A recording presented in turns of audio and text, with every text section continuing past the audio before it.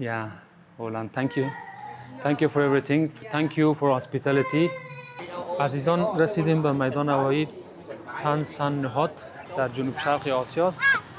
این کشور در سالهای اخیر آساسا مشهور شده است. Hello. Thank you. Welcome to Vietnam. Thank you. Thank you. اینجا حبوبات فروشی است دوستا. این از این لباس‌ها دادن، از این لباس‌های پلاستیکی.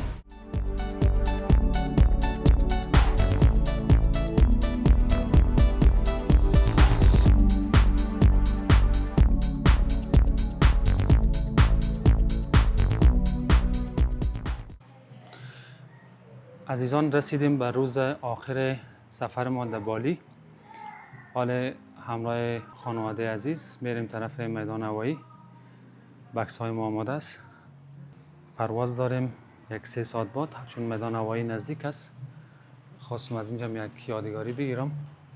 اولا. My name's Sulan. Yeah, Roland, thank you. Thank you for everything. Thank you for hospitality. You're welcome. Yeah. Thank you for staying with us. Thank you so much. بسیار انسان‌های خوب هستن. اینجا را براتون توصیه میکنم. به نام سندت هتل است. جای خوب است، در منطقه مرکزی است. هر وقت که بیاین اینجا جای بد نیست. بسیار کارمنداش هم بسیار انسان‌های خوب، انسان‌های خنده‌بلب هستند. عزیزان آمدیم در میدان هوایی بالی. براتون اطراف نشان میدم.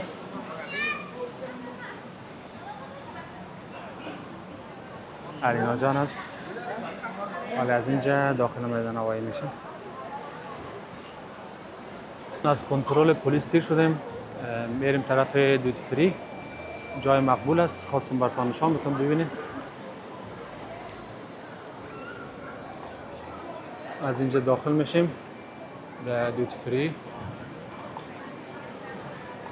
گلکاری کردم، بسیار مقبول است.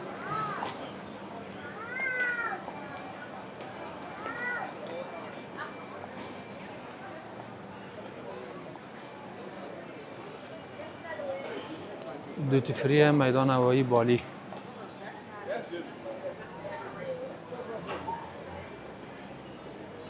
حال میریم در لاونج، چون ما لاونج ها را فری استفاده کرده میتونیم. در اینجا غذا بخوریم، باز بعد از او میریم طرف گیت انشالله.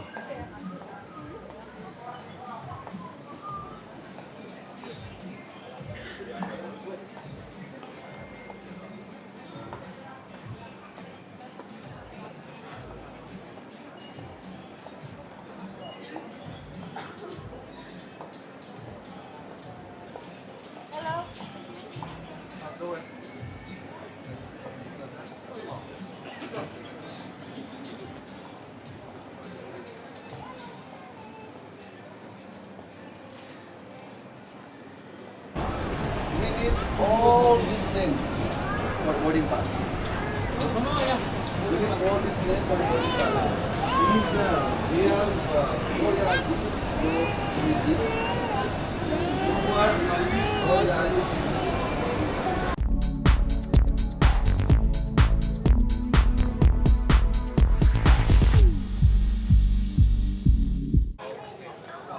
عزیزان رسیدیم به میدان هوایی تن سن نهاد. نام شهرش هاچیمین است، اما نام میدان هوایش فرق میکنه. ببینید اطراف براتون نشان میتونم. بیروبار است. ما هم حالا میریم طرف خروجی. آهسته آهسته گفتم از اینجا براتون یک ویدیو شریک سازم. از ترمینال میدان هوایی هاچیمین برآمدیم. از داخل ترمینال سیم کارت گرفتم به خاطر که از گرب استفاده کنم، باز هم به خاطر گرفتن تاکسی. بر شما اطراف نشان میدم. در داخل ترمینال ما در $10 گرفتم به خاطر که اینترنت نامحدود برای یک ماه داشت. اگر شما خواسته باشین برای 2 هفته در اینجا باشین، در قیمت‌های 150 صد هم هست. عزیزان از میدان هوایی برآمدیم. در اینجا شام است. ببینین شام شهر هاچیمین را. من کمی معلومات بر شما بدم درباره سفریم که به هوچیمین آمدیم. ما پرواز ما از بالی بود، از جزیره بالی به شهر هوچیمین ویتنام. وقتی که از ترمینال بر آمدیم بازم از برنامه گراب استفاده کردم که تقریبا 150 دونگ میگن پیسی از یاره شد که تقریبا $5 میشه دیگه. $1 ما مساوی است به 26 یا 26 و نیم دونگ ویتنام، 26 و نیم هزار. یعنی اگر بازم گراب استفاده کنیم بسیار قیمت مناسب میه. اگرچه من موتور 6 نفری را گرفتم، موتورهای 4 نفری بسیار ارزان تر است. دیگه سیم کارت هم اگر نامحدود خواسته باشین اینترنتش تقریبا $10 است. 250 260 300 میدن دو قیمت ها. عزیزان در موتورسیکل هستم، میرم طرف یک بازار چی داره اینجا، بازار عمده فروشی است. میرم به دیدن او بازار در شهر هوچیمین. نام بازار فعلا دقیق یادم نیست، باز بعدا براتون نوشته میکنم در زیر این ویدیو. روان هستیم.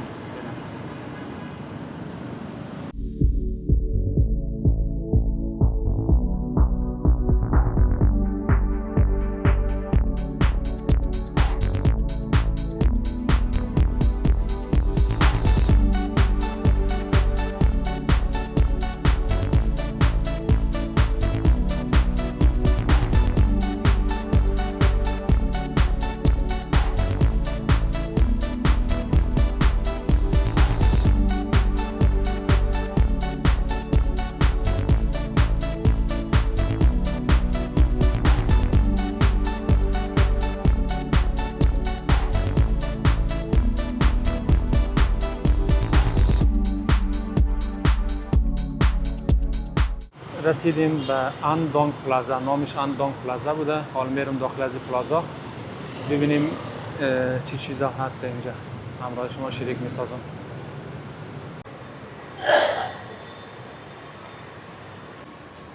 اینجا خود تا حالا ما کدام عمده فروشی را ندیدم، اما در اینترنت بازار عمده فروش ها گفته بودن اینجا را ببینیم چی چیزا را می داشته باشه.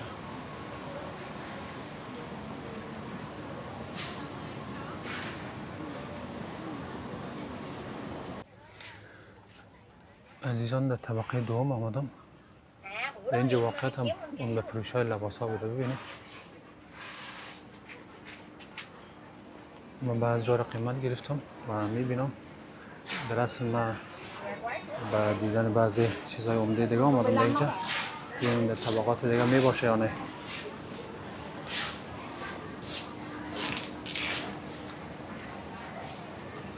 اینجا هر نوع لباس هست. ببینید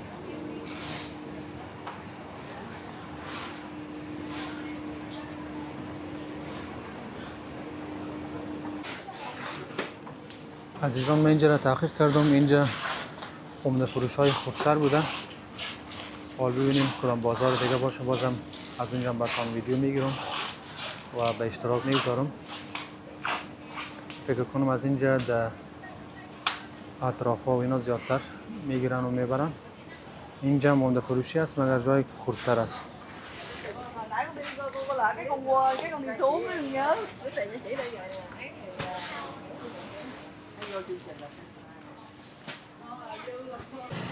عزیزان در یکی از بازارهای دیگه شهر هوچیمین ویتنام آمدم.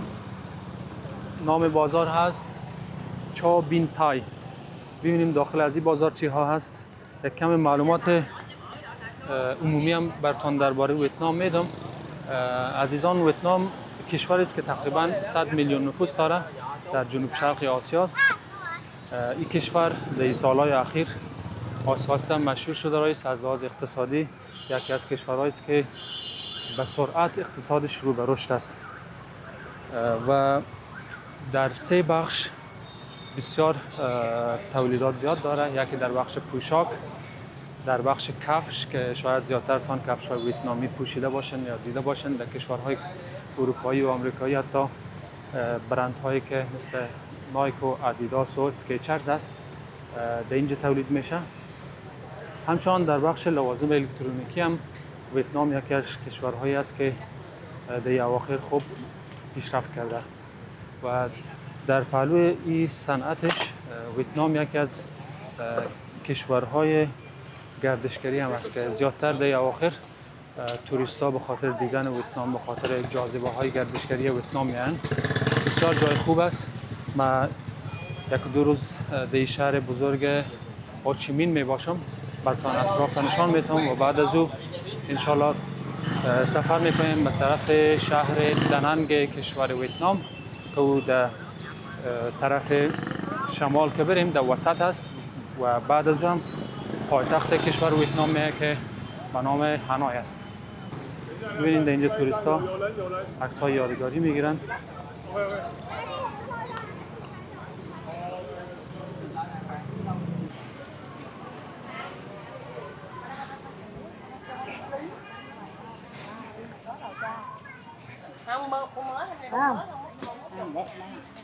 در اینجا زیادتر تک کباب است. Hello.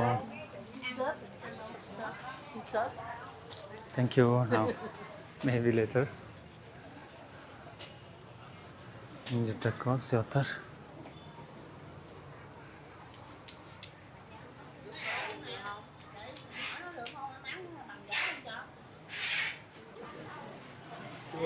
در اینجا در بخش کیف فروشی ها آمدیم.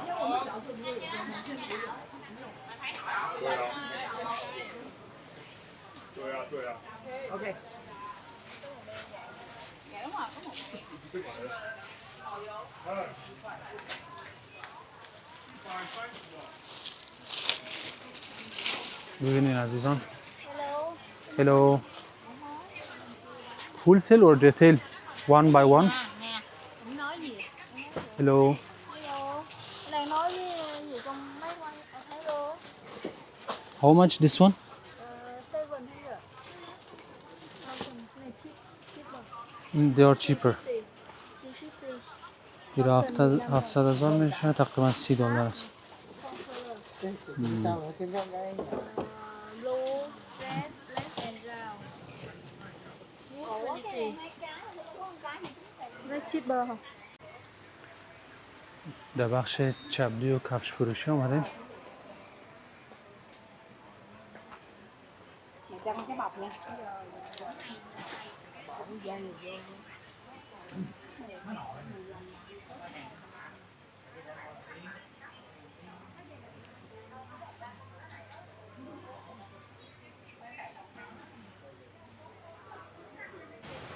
عزیزان در بخش دیگه بازار آمدیم.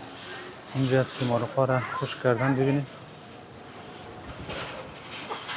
اینا رو نفهمیدم چی است. دوستایی که از روی ویدیو فهمیدن که چی است میتونن در کامنت ها بنویسن. ببینید اینا میوه‌جات یا سبزیجات که خشک شده در اینجا فروخته میشده.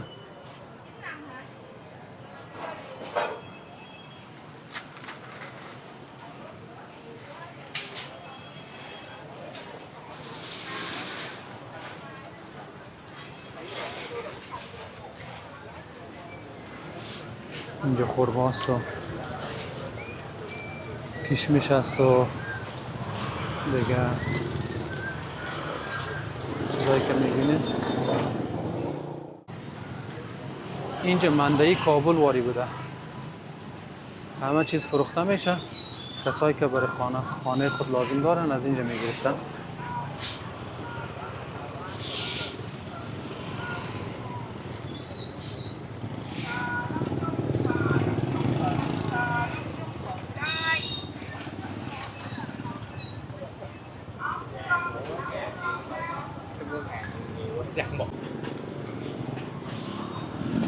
عزیزانی که تازه به کانال ما پیوسته باشند، با خود برایشان معرفی میکنم. مجید ارسلان هستم. ما ویدیوهای معلوماتی از کشورهایی که سفر میکنم جور میکنم. اگر خواسته باشین که ویدیوهای زیادتر درباره کشورها بیا همراه دوستای دیگه خودم ویدیو رو شریک بسازین، که ویدیوهای زیادتر را دیده بتانین. اگر براتون جالب باشه کدام قسمتش که جالب باشه اونجا را در اونجا کامنت بنویسین و اگر کدام پیشنهاد داشته باشین و اگر کدام خواسته های دیگه داشته باشین که من براتون ویدیو جور کنم او را به کامنت ها میتونین ذکر کنین.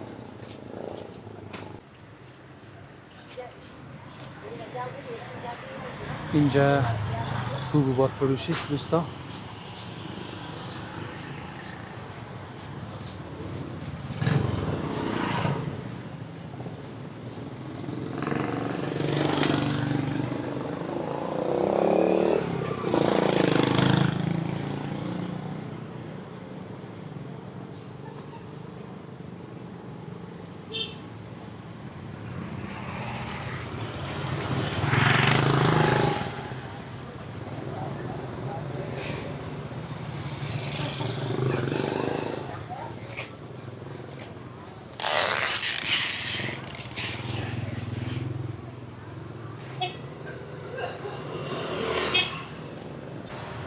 عزیزان در اینجا میگوها رو خوش کردن.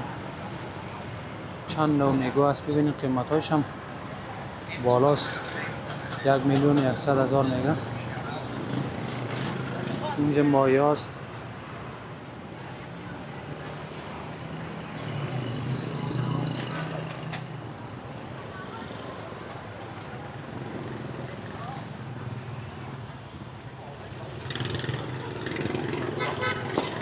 هنوزم ویتنام اگرچه محصولات شاید زیاد داشته باشه، محصولات دریایی و یا باید اینا کانسروشه بهتر است از لحاظ صحی و فروشاتش هم راحت تر میشه.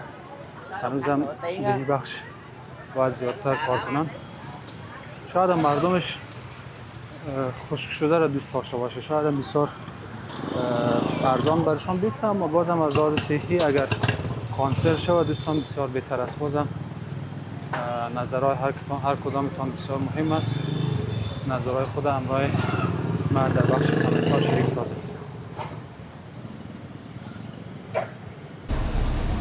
عزیزان از او جای بازار یک گریپ گرفتم، موتورسیکل بود، در راه حرکت کردیم، یک دم هوا بارانی شد. خوب شد باز اینا پوشاک های پلاستیکی دارن، او رو برای ما داد، گفتی را بپوش. یک باران باید ما در راه خود ادامه داده آمدیم. حال رسیم در پستخانه مرکزی شهر سایگون یا همون شهر هاچیمین. داخل برتان نشان میتم.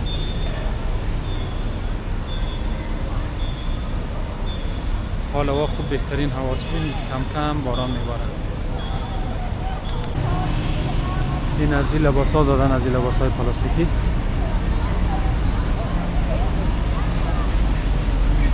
عزیزان شهر هاچیمین قبلا نامش سایگون بود، شهر سایگون. بعدا اینجا را به نام شهر هاچیمین نام نهادن با خاطر که رهبر مردم ویتنام به نام هاچیمین است. هاچیمین شخصیتی است که عکس‌هایش زیادتر در شهرهای ویتنام می‌بینید. شخصیتی است که در مقابل اشغال فرانسوی ها و بعدا در مقابل اشغال آمریکایی ها بسیار ایستاده شد و بسیار جنگید و جنگ ها را رهبری کرد. او در سال 1945 است فکر کنم، در سال 1945 دولت دموکراتیک ویتنام شمالی را تشکیل داد که تقریبا 10 سال بعد از او هم همراه فرانسوی ها جنگید تا در سال 1954 9 سال میشه. در سال 1954 رسما یک کشور ایجاد شد که بعداً آمریکایی ها در چند سال بعدش آمریکایی ها در مقابل هاچیمین یک شخص دیگر را حمایت کردند و سالها حمایت کردند. حتی نشد که بعد از 10 سال 15 سال خودشان لشکرکشی کردند که بین ویتنام شمالی و ویتنام جنوبی جنگ شد عزیزان، که در اون جنگ باز بالاخره ویتنام شمالی پیروز شد و هر دو ویتنام شمالی و جنوبی به یک کشور تبدیل شد که فعلا به نام کشور سوسیالیستی ویتنام است. این بناهایی که فعلا در اینجا میبینین اینا از دوران اشغال فرانسوی هاست که در اون وقت پستخانه با اینقدر امکانات ساخته شده و در مقابلش یک کلیساست. یک کلیسا را براتون نشان بدم. اینا هر دوش در منطقه اول شهر هاچیمین هستند. این یک کلیساست که هر دو در منطقه اول یا ناحیه اول شهر هاچیمین که منطقه مرکزی شهر هاچیمین می باشه به نام دوتر دام سایگون. این کلیساست عزیزان. مستقیم در مقابلش این پستخانه مرکزی شهر سایگون است یا شهر هاچیمین که نام فعلی شهر هاچیمین است. این نام در سال 1976 به نام هاچیمین تبدیل شده. این شهر نامش. ببینید چه مردم به خاطر بازدید اینجا میان. اینا شاگردای مکتب هستن و خارجی هم اینجا زیاد هستن.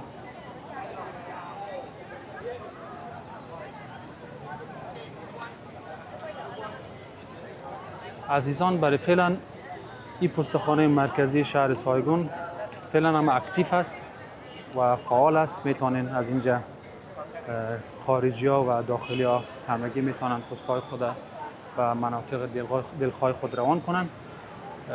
ببینید سبک معماری از این سبک معماری اروپایی است که از دهه 19 مانده. بسیار از ساختمان‌های قدیمی شهر هاچیمین است. اینجا داخل پستخانه مرکزی است. اینجا هدیه‌جات فروخته میشه و پستخانه هم هنوز فعال است. این قهرمان مردم ویتنام همین شخصیتی که در مقابل آمریکا در مقابل فرانسه جنگید و در آخر هر دو را شکست داد. ببینیم ویتنام پست است. اینجا هنوز هم مردم پست‌های خود روان میکنن. به صورت فعال کار میکنه.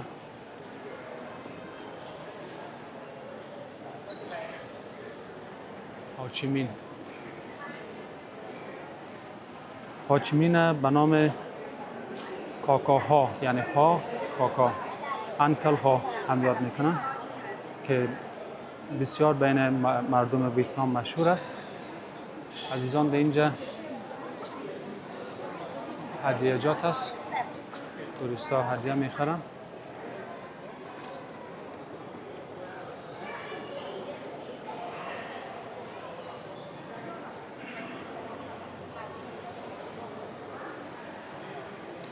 اینجا ساعت ها گذاشته شده. پریتوریا سئول است. کره جنوبی. توکیو است. مسکو است. از اینجا میتونین زنگ بزنین. Hello. Thank you. Welcome to Vietnam. Thank you. Thank you. Where you from? I'm from Turkey. Turkey. Yeah. Beautiful country. I love Ephesus. I love Cappadocia, and I love the best city. Really, you have more Istanbul. information about Turkey. You have good information. Thank you. Ephesus castle. Yeah. Beautiful. I come to the Cappadocia Oh. with the air balloon. Oh, have you visit? Yeah. Yes, an underground system city. Yeah. 2000 years ago. Yeah, yeah. Welcome, bro. Welcome. Thank you. Okay. این دوست ما به ترکیه آمده بود. زیادتر کاپادوکی ترکیه بسیار مشهور است عزیزان.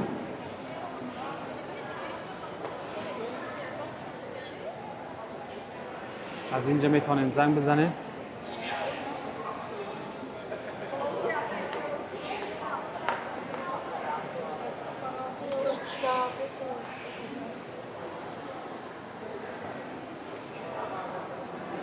عزیزان این بود معلومات مختصر درباره تاریخ ویتنام.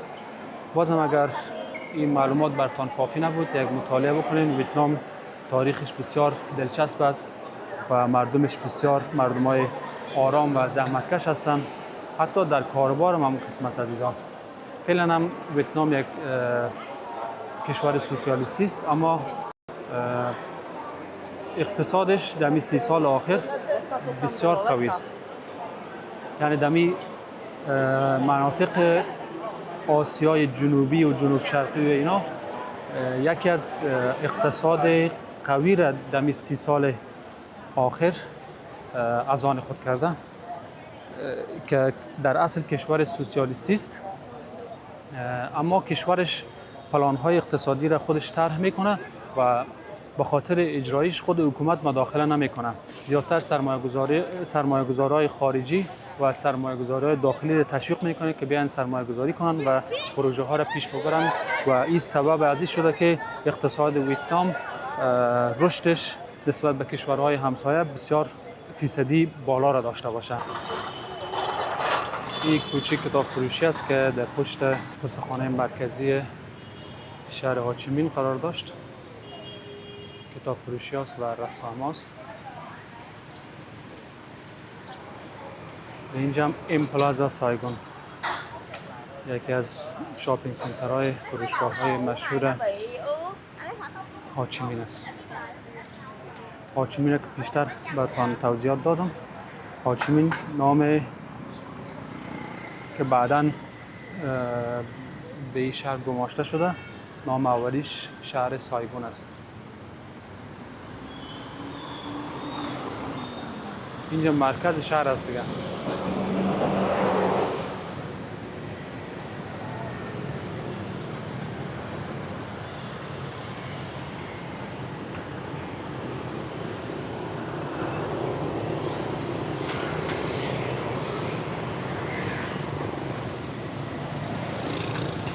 ما از این سرک عبور کردم. اینجا یک مال است. میخوایم یکم پرنسی تبدیل کنم دلار به دانگ ویتنام. اونجا بانک بود، در بانک رفتم عزیزا. بانک از من پاسپورت خواست، گفتم که لیسانس درایوری نمیشه. گفت نه، ببینم در اینجا چنج میکنن یا نه. حتی عکسش هم قبول نکرد. اگر میخواین که پیسه را چنج کنین، کوشش کنین زیادتر وقت پاسپورت در این منطقه پیشتان باشه. آمدم داخل مال ببینم در کجا اکسچنج است، صرافی است. دیرون کم گرم بود، اینجا خوب هم ارکندشان ها فعال است، کار میکنه.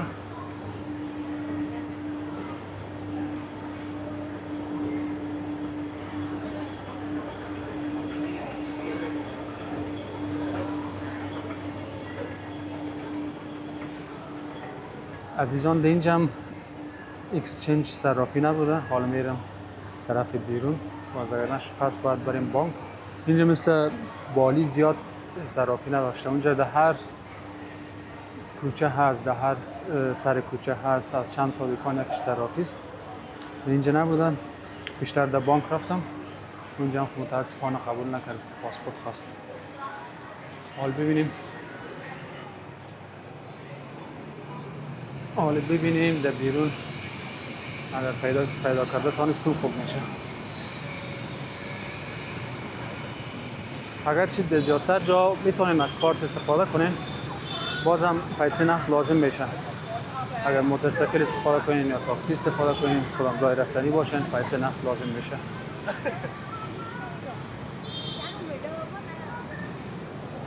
و پیسه نقد شاید بعضیتان بگین که چرا از بانک نمیکشی. بانک هم به این خاطر نمیکشون که بعضی بانک ها کمیشن میگیره، بعضیشان نمیگیره.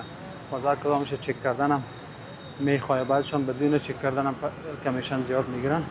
از این خاطر من کوشش میکنم اگر خواسته باشم از طریق کارت خود مصرف کنم، مستقیم کارت خودم میدم. اگر خواسته باشم که نقد مصرف کنم، او را دلار کش میدم میکنم، بودم ارزان‌تر تمام میشه.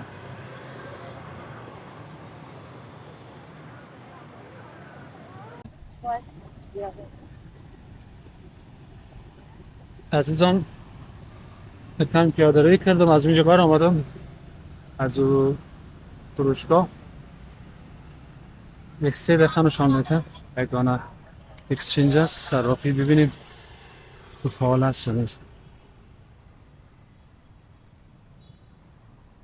شهر هاچیمین شهر خوب است، شهر پاک است. آب و هوایش هم اگرچه در اینترنت کمی چی نشان میده، آب و هوای گرم و زیاد مرطوب است. اما روزایی که ما آمدیم خوب آب و هوا داره، به خاطر که بیشتر خوب باران بارید، حال هواش بسیار همونطور تعب دل است، بسیار خوب است.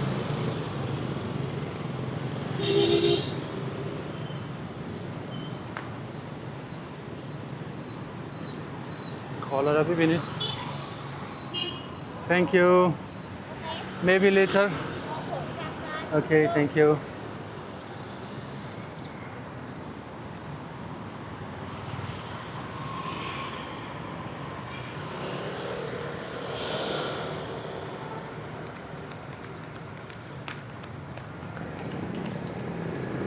چراغ سبز شد.